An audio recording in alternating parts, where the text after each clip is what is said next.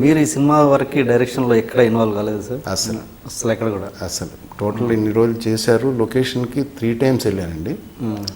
అది ఎలాంటి సందర్భాల్లో అంటే బాంబే నుంచి మిథున్ దా వస్తున్నారు, ప్రొడ్యూసర్గా నేను అక్కడ లేకపోతే బాగోదు, వెళ్ళి ఆయన రిసీవ్ చేసుకుని కొంచెంసేపు మాట్లాడి ఆయనతో కూర్చొని క్యారవాన్లో, తర్వాత ఆయన వర్క్లోకి దిగ్గానే నేను ఇంటికి బయలుదేరేవాడిని. ఓకే. ఈవెన్ స్క్రిప్ట్లో కూడా సజెషన్స్?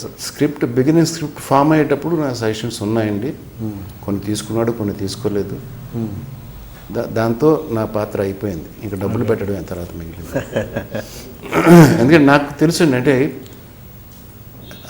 ఇంటర్ఫరెన్స్ అన్నది డైరెక్టర్కి ఎంత ఇబ్బంది కలిగిస్తుందో నా ప్రాక్టికల్ అనుభవాలు నాకు తెలుసు. Plus that two for a new director with lot of enthusiasm, ఏదో చేయాలని తపంతో ఉన్న డైరెక్టర్స్కి ఇంకా ఇబ్బంది పెడుతుందండి అది.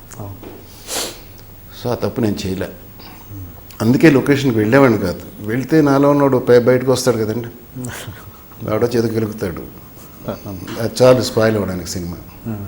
అది కంట్రోల్ చేసుకోలేనేమో అన్న దీంతో బయటే ఉండేవాడిని. Is not proper Maharashtrian, Tamilian settled in Maharashtra. Okay.